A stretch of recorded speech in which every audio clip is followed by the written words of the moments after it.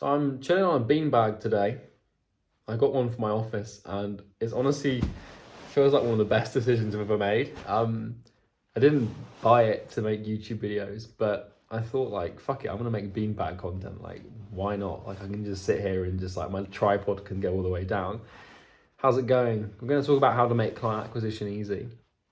This is to make client acquisition easy is my company's mission. I've been thinking a lot about the mission, sort of the reason that we are doing what we're doing with Imperium Agency, which is my main business. And like I've realized like that's what I want to do for the next like 10 years. My mission is to make client acquisition easy. It's not to make money or to do anything or to fulfill a lifestyle that sort of encourages narcissism or egotism. It's to solve a real big problem that millions of people are facing that I can resonate with because I've been there. And I've thought critically about what client acquisition is and how you'd actually go about tackling that problem. Because I've had grandiose missions before, like fix the education system or solve climate change. And in the long run, in the next 60, 70, 80 years, God willing, how long I can live for, I'd like to solve a huge problem, like a real big, like global problem that affects hundreds of millions, if not billions of people. And I want to do that with my life. But I kind of want to get good at solving something that's a little bit more manageable first. And I want to walk you through what my plan is here. This is more of a vloggy style video. Usually I'm making content like for more general people, but this is more for anyone that cares what I'm up to, which might not be many people, but that's fine. It's almost just for me. But this is like an important video for me because I want to be able to look back at this video in 5 years, 10 years or whatever and think, you know what, I actually did that. Like this is the inception for what's to come. So client acquisition is obviously getting clients, it's acquiring clients and it's signing up clients to your business. And I've sort of been able to critically think and bring this thing to first principles because I want to do that. That's the mission. The company now exists to make client acquisition easy. Right now, we're going to be doing that for niches, which is the agency owner niche, coaches and consultants. But I do eventually want this company to be able to help anyone needing clients acquire clients, so we can do it with first principles. But for now, we're just going to try and tackle it for a couple of niches. But I've realized there's four things, right? That's 4 things. It's not 5. There's 4 things that you need to make client acquisition easy, and there might be more. This is obviously no definitive list, right? I'm yet to sort of figure this thing out, and I'm sure in retrospect I might miss things, but I think there's 4 things that you need to make client acquisition easy. Because when you think about client acquisition, it's obviously like getting someone to pay you money, right?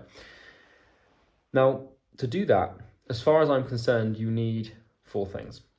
The first one, and probably the most important one, is mindset. Because mindset is like, to acquire a client means to make money and to grow a business. And if you're not the person that can do that, then you're never going to do it.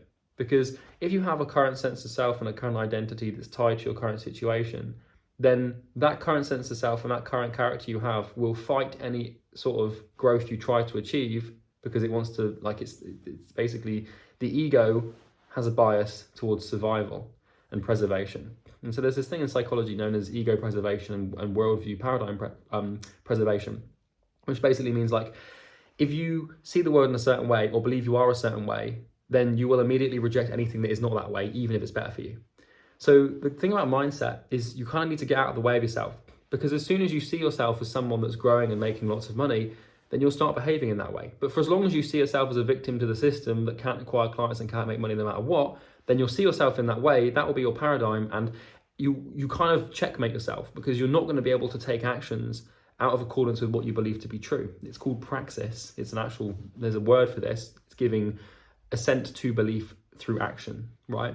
And so if you believe that you can't do it, then you won't do it. And like the whole have a growth mindset and believe in yourself, they're very sort of trite, shallow terms. But when you spend 5 years, like I have, peeling back the onion on those statements, you find that there's a lot of interesting stuff to find. So the first one's mindset, because if you don't think you can, or if you don't think it's possible, or you don't think you're the kind of person that can acquire clients predictably and easily, or you just see client acquisition as hard, or like there's lots of problems with beliefs and mindset and limiting stuff and thinking. And that's the first thing. So that's the first thing that we have to tackle as a company, is how to fix people's minds and how to actually change their perception of the world, perception of themselves, and their methods of thinking to process information so they can make more accurate decisions and actually take actions that are conducive to result.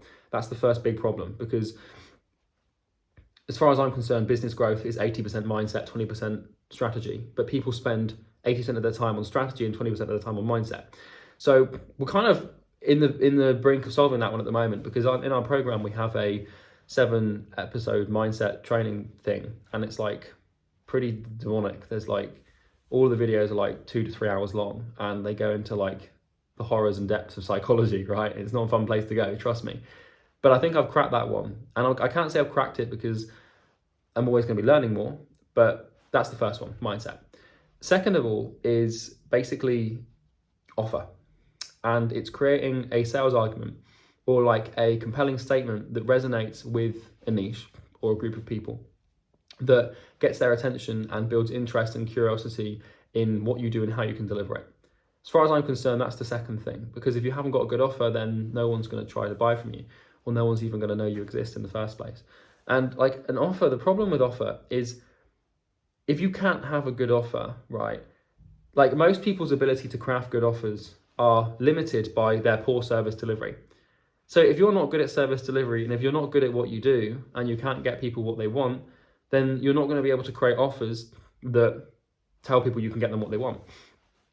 And so I think everyone thinks that like it's all about acquisition, but I've realized that you invert acquisition, and like the route to acquisition is retention. And what I mean by that is the people that I've seen have magical growth, right? So people that have marketing agencies or coaching businesses that do 7 figures without any sort of attraction or no appointment booking, they're the ones that are just so fucking good at what they do that they don't have to shout from the rooftops they're good. People just know they are, and they don't even have to have an offer or a sales argument. Like being incredibly talented at what you do and being so good at what you do that like everything you touch turns to gold in your field, that's the best strategy for growth. And so the problem with that is, as a company, it's kind of hard to help everyone be good at everything. So I'm trying to think with the offer thing, like how do you create a program or a system or a series of videos or a set of information that people can apply to become much better at their field and thing. And that's something we will work on, is how to help people build great products and systems and methods of thinking that we use. Because it's never about actually performing the thing, it's always about how you approach the thing. And like I found that like I've got friends in the agency space and the coaching space. I've got guys that are insane at sales coaching. I've got guys that are insane at email marketing, right? Yash, if you're watching this, for example, or Boyan, if you're watching this, you guys are legends in email marketing. And I've got people who are amazing at Facebook ads. I know people that are great at YouTube ads. I know people that can build the most amazing websites. And I found that the variable of being really good at something, it's not the thing that you're being good at, it's the person and the way they approach it. So I'm going to try to look at what people do to become good at something and then teach that. And it's through the methodology of becoming good. It's not because anyone can learn a skill. Anyone can learn email marketing. Anyone can learn Facebook ads. Anyone can learn YouTube ads. Anyone can learn to build websites. But so if anyone can learn it, why does no one become, but why is it only like 5% of people are actually good, right? It's probably not even that many. So that's the second thing, is the offer. But the offer, like, it's not about the offer, it's about what sits under the offer. Like you kind of, in business, you want to have like an offer process where like it kind of punishes you for being shit at what you do, right?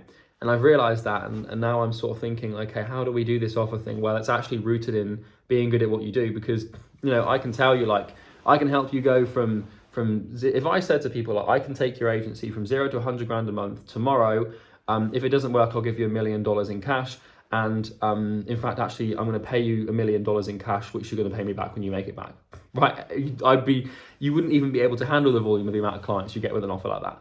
And the reason we don't have that offer is because, well, we haven't figured out how to do that, right? I don't think you can build a 100K a month business in a day and then give people millions, and it wouldn't be a good model. But you see my point, like, the stronger the offer, the more compelling the offer. It's kind of like an offer is like a magnet, and you're just like sweet. And then every time you DM someone or you make a YouTube video or something, you're kind of just like sweeping like the market with that magnet, and you're just attracting people that have like the equivalent of the magnetic force, like whether they're a fucking spoon or a fork or something, and they just fly to you because it's what they need and it's what resonates with them.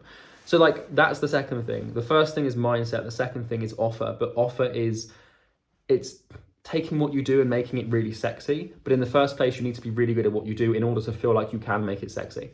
So like if you are overweight and you like, if you feel like you haven't got any confidence in yourself and you go and buy really expensive clothes, it doesn't matter if you dress yourself up nicely. If you still don't feel confident in your own skin, then it doesn't really matter, because everyone's going to look at it and think, well, there's someone that's unconfident and just trying to be confident. So that's the sort of paradox that comes as a result of this. Everyone saying they're really good, but then they're not very good, and like a lot of people can see through it. So that's the second thing, is the offer. Like if you've got your mindset and a good offer, you're halfway there. Really, if you've got the mindset, you're like 80% of the way there. The rest of it just falls into place. But beyond offer, obviously it's appointment booking, right? And that's actually like the processes of delivering that offer. And it's this appointment booking is sort of like the action or the process that facilitates you connecting or exposing your market or your target prospect to your offer or your preference, right? Which is there for them to book a call. And so appointment booking is kind of split up into like a few different things. You've got lead sourcing at the start, because I can tell you, if you have bad leads, you'll have a bad appointment booking system, right? Because it's garbage in, garbage out. But lead sourcing is at the beginning. Then it's messaging, right? And how you actually communicate your offer and your proposition. And that's an understanding of psychology. Beyond lead sourcing and messaging, you've obviously got the vehicle, which is how you actually send. Like, are you using cold email? And then beyond that, you've got automation, right? Which is like how you automate the thing. And then the fifth one would be hiring. There's probably a few other ones to appointment booking.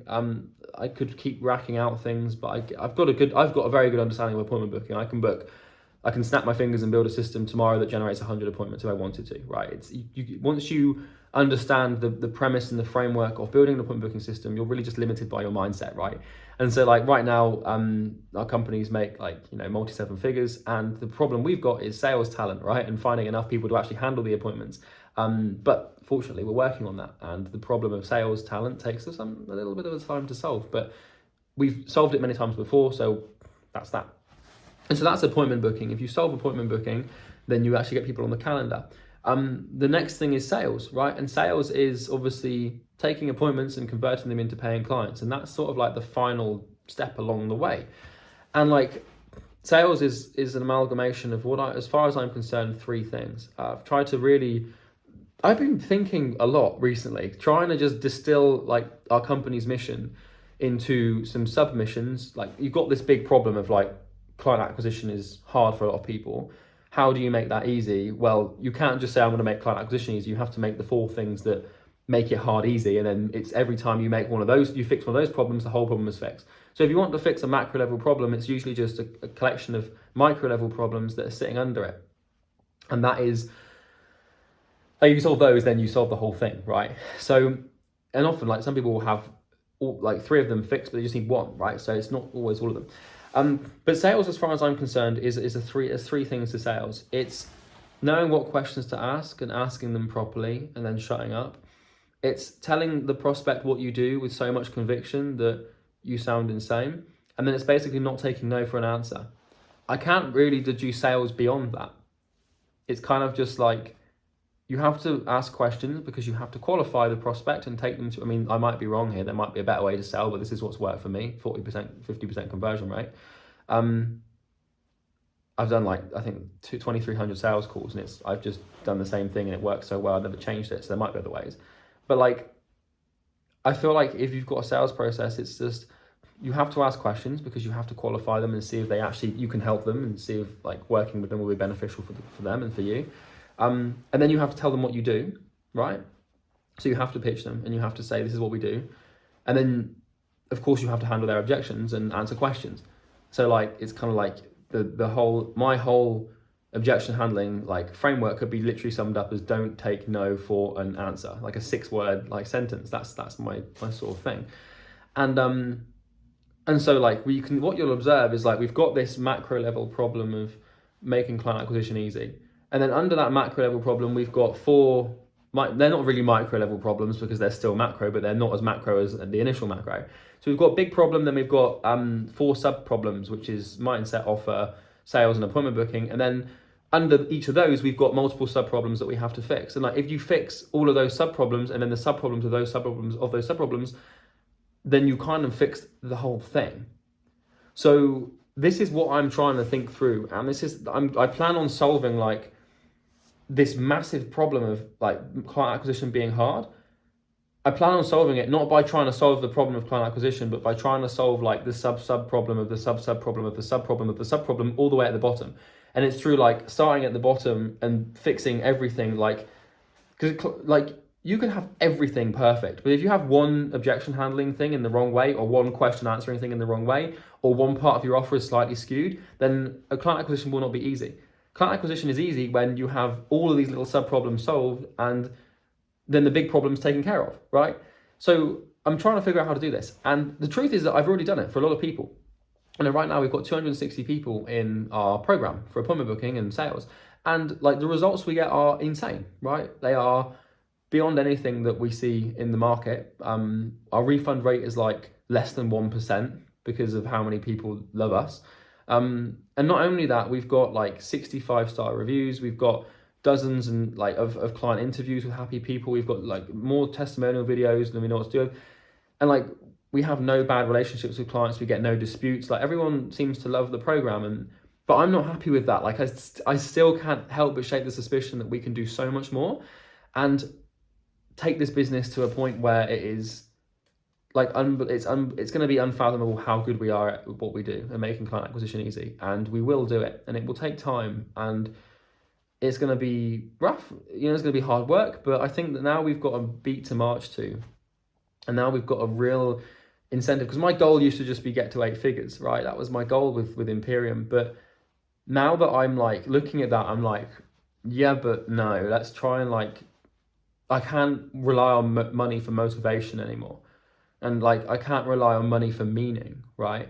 We need to be mission led, and we need to be connected to our work and wanting to work because we're trying to solve a big problem.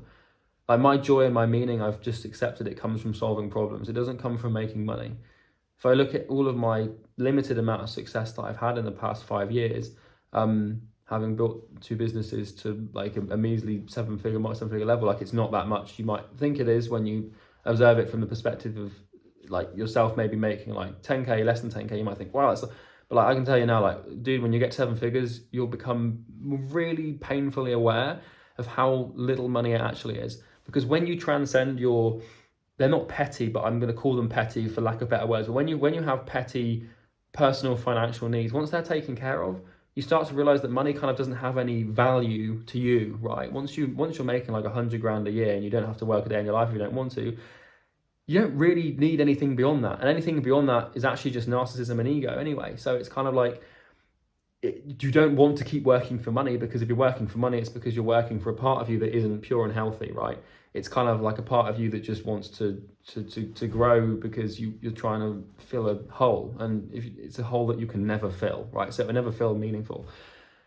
But with a problem, there's a solution, and connecting problem to solution is where meaning is derived for me and my business partner Bo. And I can't tell you how much clarity and how much like drive and pure connection and meaning you can derive and obtain and maintain and sustain, all the adjectives, synonyms rather, obtain and sustain and maintain through a mission, right? And so I think this is the precipice of us making 8 or multi-8 figures with this company, and it will be. But the goal has shifted. The goalpost has shifted. The objective is no longer monetary gain. The reason and the incentive isn't really an incentive at all. It's we want to solve a big problem, and we want to just tinker around for a few years until that problem is solved. And so, yeah, I feel like all of my knowledge and all of my work that I've put into myself and my skill sets have sort of finally come to this point of critical mass where I'm like, actually, we can do something with this other than just make money and build a course business. Why don't we try and tackle a huge problem that hundreds of thousands of people are facing? Because I know what it's like to not be good at client acquisition, and I know what it's like to have client acquisition be hard. It's like a problem and an issue that completely plagues your existence. It keeps you up at night. It makes you nervous. It makes you stressed. You don't know when the next bill is coming in. And knowing that we can build something that facilitates a transformation in someone where they no longer have to worry about the thing that's making them stressed out and panicked, that's where my meaning comes from. And I'm really happy to say that I think I finally found the thing that is really what's going to connect me with work, because I've been able to connect with the premise of making money and growth and stuff, but like this feels slightly different, and you can't get to this point, right? This is kind of like, if you look at Maslow's hierarchy of needs, I'm not an expert on this, right? But if you look at Maslow's hierarchy of needs, you have different levels of needs, like security and like, you need to be loved and stuff. But then you get to self-actualization. And I think I don't want to say that's where I am, because I'm sure I've got other stuff to improve in my mindset. And there's other things that I might not have attended to in my unconscious that I'm not aware of yet. But I feel like I'm at the point now where my goals and my reasons can transcend my own personal gain to a point where I'm actually transcended. I'm solving a big problem for someone that isn't me, and I'm working not for myself, but for the better good of other humans. And as far as I'm concerned, that's the closest thing you can have to self-actualization, where like, I'm like, okay, now I can truly do anything. Why don't I just point and go? So this is more of like a diary entry than anything. Getting a call. I'm gonna get rid of that. This is like more of a diary entry than anything. And yeah, I don't know if it adds any value to you. It might make no sense at all, but I feel like it was kind of important for me to make this video, and I want it to be out there on the wider internet, not only for the sake of accountability, but so that I can go back and look at it and think, oh yeah, I kind of did do that. That's cool. Or I did it. And I think I will. So yeah, well, that's me on my beanbag with my cheese plant. And I've also got this cool banana plant thing here as well, which you can see. And I've got some books there and another bookshelf back there. But I do spend some time on the beanbag, and I thought, you know what, why the fuck not just sit here and just like, you can just really kick back and just record a YouTube video. Like, why not? Why do we have to sit up and be all serious? Why can't we just lounge back like this? So yeah, that's everything. And I feel like this is the thing that really will push me forward. And it's taken like 5 years for me to realize this, but now that I've realized it, I can't help but think that like everything's been leading up to this. And I might be wrong. This could just be some sort of emotional thing where I just think I've had this breakthrough, but it's actually just like something in disguise. I hope that's not the case, but it feels pretty good. And I've learned a lot just from processing it. So yeah, that's everything. I hope you enjoyed today's video as much as I did recording it. And if you want to, you can do the whole like, comment and subscribe thing. Please, for the love of God, do not turn on the bell thing for your notifications, because I don't want to distract you from your work, right? Just check back in every now and then. I upload 3 times a week anyway. It's pretty predictable. So binge it on Sunday or something. Don't just get distracted with a fucking notification. You probably don't need another notification in your life. That's everything from me. See you in the next one. Take care.